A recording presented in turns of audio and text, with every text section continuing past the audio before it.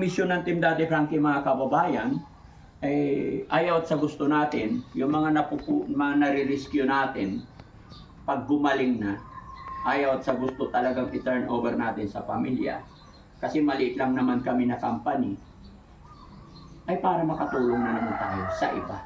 Yun po talaga yung goal ng team. Hindi i-rescue tapos steady dyan. Hindi po. Pag napagaling na, ay ibabalik talaga sa pamilya. Para mas marami pa tayong matulungan.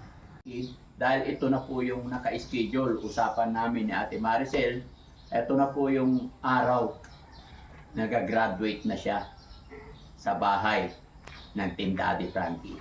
Kaya kanina pa, alas 4 madaling araw, excited na si Ate Maricel. Diba? Ate Maricel, excited ka na? Opo. Gusto mo na talaga bumalik sa inyo? Opo. Wow! Pero mga kababayan, syempre, kung gaano man ka-excited si Ate Maricel, ganun din po kasaya si Daddy Frankie. Hindi lang po ako, pati ang aking mga kasamahan. Dahil sa pamamagitan at gabay ng Panginoon, kumbaga, mission accomplished tayo. Nakatulong tayo sa taong kagaya ni Ate Maricel. Na kung sasariwain natin yung mula't simula kung saan natin siya napulot, saan natin siya na-rescue, ay ibang-iba na siya ngayon. Di ba? Kaya masaya ang buong Team Daddy Frankie na ibalik siya sa Anda, Pangasinan. At syempre, ang usapan namin, dahil yung request ni Ate Maricel, napapasyal pa daw siya sa mga palengke. Yung ilang taon niyang pinag-istambayan, yung naging tahanan niya, yung mga taong nakakakilala sa kanya sa palengke, yung mga taong hinihingian niya pa 20-20 nung time na wala pa siya kumukup sa kanya. Nakakabilib, di ba? Naalala niya, sabi niya kung pwede daw, idaan ko daw siya doon. Which is gusto ko rin. Para makita ng mga tao, ipakita natin sa mga tao na yung taong nawawala ng pag-asa, pag tinulungan natin, ay magkakaroon ng pag-asa. Hindi po namin siya ipapakita para ipagyabang. Hindi namin binibidyo para ipagyabang yung naging achievement namin. Papakita namin para maging ehemplo, para maging magandang halimbawa, or baka sakali ma-inspired yung iba. Pwede pala yun. Wala palang imposible pag inalagaan natin yung taong ganun. Yun po ang intention po ng Team Daddy Frankie. Which is alam nyo na rin yan. Lalong-lalo na sa mga nakakapanood ngayon na solid followers ng Team Daddy Frankie. At syempre mga kababayan, mas excited at mas nakaka-excite sa ang araw na ito. Dahil sa pag-turn over natin kay Ate Maricel, andito rin si Aling Rochelle. Honey, please come. Kaya sa lahat ng mga sumuporta sa amin, sumuporta kay Ate Maricel, no? Maraming salamat. Lahat po ng mga nagpadala ng mga balikbayan box na nagbigay ng mga damit sa ating mga beneficiary, kagaya ng sapatos, pantalon, damit, galing po yan sa ating mga kababayan nasa ibang bansa. Bagamat yung iba hindi na namin mabanggit dahil sa katagalan, pero yung mga damit na, usually damit na ginagamit, pinipiis namin, nung umpisa binibilhan namin, pero masaya ako dahil later on, may mga natanggap tayong mga balikbayan box. So, gumaan yung pakiramdam, hindi ganun kabigat ang gastusin. At syempre, bago natin siya tuloy ibiyahe, dahil may mga natanggap pa rin si Ate Maricel sa ating mga sponsor, kagaya nito, honey. Galing po ito kay, ito muna, Beautiful Purisa Joy Peñas. Buksan mo kung anong laman.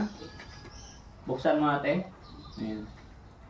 May mga padala rin. Bukod sa bag na pinadala ni Beautiful Purisa Joy. Ayan. Ano din? Pakita mo, isa-isa. Diary? Anong diary? Sorry. Makeup pala. Oo. Makeup kit, ate. Pero siguro ito muna. Siguro marunong ka nang gumapit. Hindi na dito Hindi na dito. Opo. Alam mo na. Opo. Kunti-kunti lang. Look. Ay, ang ganda naman. Tingnan mo sarili mo. Oh, maganda. Okay. Tapos, sunglass. Ilabas mo. Hindi, eto. Ano po? Ah, lipstick. Sige, yung sunglass niya. Ito. Oh, sunglass ni ate. Try mo nga, yung isa. Ito tayo. Yan. Lahat po itong nasa bag na to kay galing kay Beautiful Purisa Joy Paint. Wow! Tingin ka muna doon, te. Say hi. Saan kayo?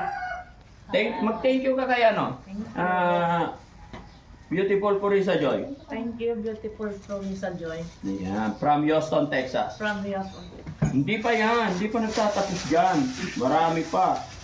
May hikaw pa. Ay, suot mo to sa kanya. Bitawan mo yung bagan. Yan. Ay. Pasuot mo sa kanya. Para donyang-donya. Wow. May relo pa. Ayan, rin doon. Ganda. Oo. Cute ba? Ha? Wala. Ganda. Oh, may relo pa. Ganda. Tapos ito mga hikaw. Wow. Oh. Suot mo to sa kanya. Ganda ah. Hikaw. Wala siyang ano eh. Ito. ang kapay niya. O wala kang tainga? Ha? Ano to? Wala siyang bukas. Baka pabango. Pabango? Hindi ko makita. Infinite Sky. Mabango, pulong. Infinite Sky. Pabango mo. Sing-sing. Suot mo dali. Suot mo. Wait lang kasi yung sa hikaw wala siyang... Ito pa, hikaw. Oo, wala siyang... Ang ganda, oh. Suot natin yung ano. Dami. Saan ka ba sa lagi? Tapos ang dami niyang ano mga kababayan. Oh. Wala. Ayan, mga lipstick. No? Steak, marunong ka nang dumami. Marunong siya. Ito pa, oh, ikaw pa. Mga kababayan, nakaraan pa to dumating pero hindi namin ibinigay kasi nandito lang naman sa bahay. Ngayon namin ibibigay sa kanya. Ito pa, Sing-Sing. Makatutuloy pagdating natin doon sa anda. Sa mama. Sa mama mo. Bakit kay mama mo? Opo, doon po. Bakit nga? Bakit gusto mo doon sa mama mo?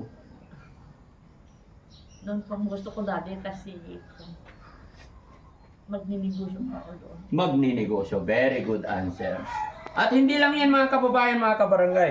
Ito pa yung mga damit na mga pinadala ninyo. Bukod dito, mayroon pang nakalagay sa bag. No? Hindi na rin namin.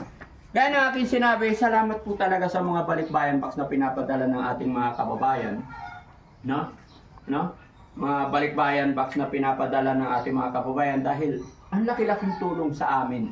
Hindi po, kumbaga sa akin talaga nakatulong sa team. Bakit? Instead na bibili pa ako ng mga damit nila, yung ibibili ko ng mga damit nila is ibili na lang namin ng mga pagkain nila, gamot nila. Nakagaan. Kaya thank you so much sa lahat po ng nagpapadala ng Balikbayan Box. At saka sa mga magpapadala pa, thank you so much, no? Hindi lang yan mga kababayan. Kasi ito, gaya ng aking sinabi, syempre bago namin yan ita-turn over, bumili na kami ng mga gamot niya. Dito po kami medyo nasasaktan. Kasi alam nyo po, once na yung monthly check-up nila, may gamot yan. Kagaya ng pag sinabi ng bahay pagamutan o gamot niyan, good for 1 month. Pero sa kanya, ano na every 2 months na ang balik, ay every 3 months. Sa loob ng 3 buwan, mga kababayan, magbibigay silang gamot, 1 buwan na lang. Yung gamot na 2 buwan, yun na ipapabili sa atin. Ganun po yun. No? Kaya doon kami medyo nasasaktan. Kaya nga po ako nagpapasalamat sa nagpapadala ng mga Balikbayan Box dahil hindi na ako bibili ng damit. Kasi sa mga kagaya nila, kung hindi natin natutukan ng tamang pagkain, tamang tulog, tamang gamot, useless din po yun. Kaya kung mapapansin nyo, yung mga gamot na binibili namin talagang marami. At hindi po biro-biro yan. Kaya sa lahat ng tumutulong sa Team Daddy Frankie, nagpapadala, salamat. Ito yung gamot mo ate, ha? Pero huwag ka mag-alala. Pagdating kay nanay, iti-turn over, ituturo namin. No? At hindi lang yan ate. No? Mayroon pang nagpadala sa kanya ng 2,000 pesos allowance. Actually, nakaraan pa rin po yan. Sadyang hindi pa namin ibinigay dahil dahil sa panahon mga kababayan, ang inisip ko talaga is ibibigay ko pag paalis na siya. Nasaan na yun? Okay lang basahin to, no? Tama ba to? Ito. Saan na? Ito? Ayan. From? Ayan. Galing kay Jean Batistaong. Ayan. Nagpadala po siya ng 2,000. Ma'am Jane Batistaong, thank you so much. At pasensya na po kung ngayon lang namin na i-announce yung or ngayon lang namin na-mention yung pangalan nyo. Pero naka-safety po talaga. May padala po si Ma'am Jane ng 2,000. Sabi niya, Daddy Frankie and team, magandang araw po. Happy Monday morning. I send money to Ate Maricel, 2,000 lamang po. I know that 1 years surpay sa hiling niya na 20,000. Yung hiling niya 20,000. Napanood nila yung upload natin na ang hiling niya 20,000. Ate Maricel, napanood ng sponsor natin, hindi raw niya kain 20,000. That's why nagpadala siya ng 2,000. Oh. No?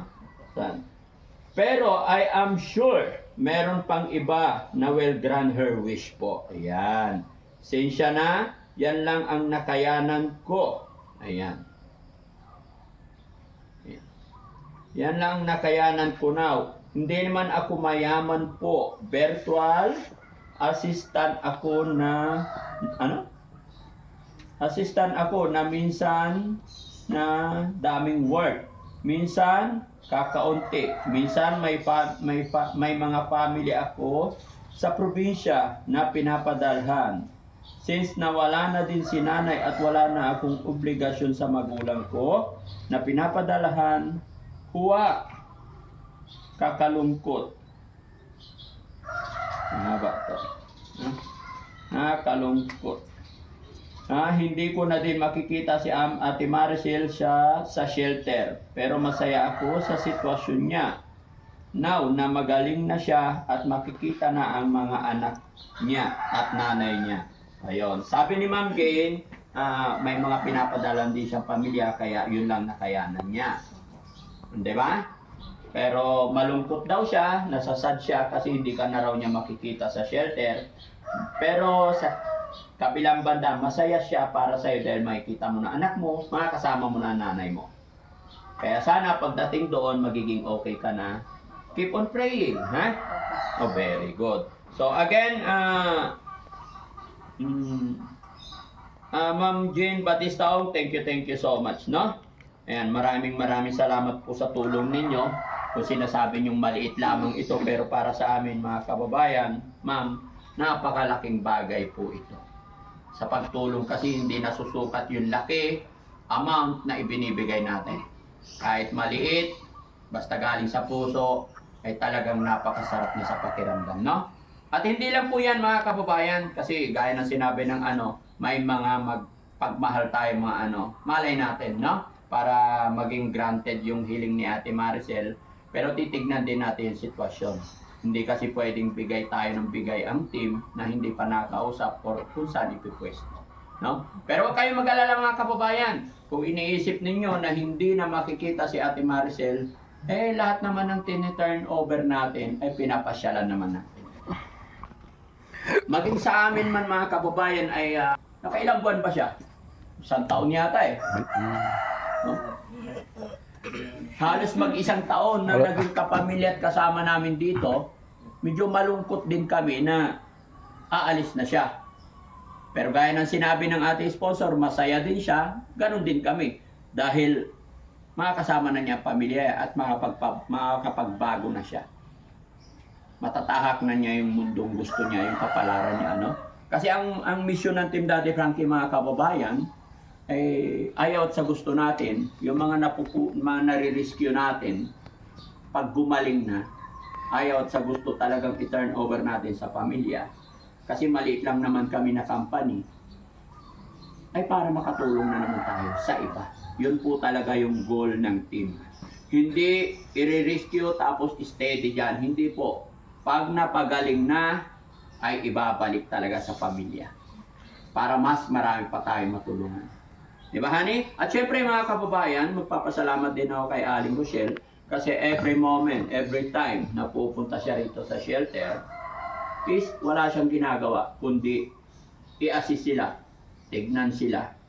Kung naligo na sila, kasama niya si Yaya, ipagluluto niya sila.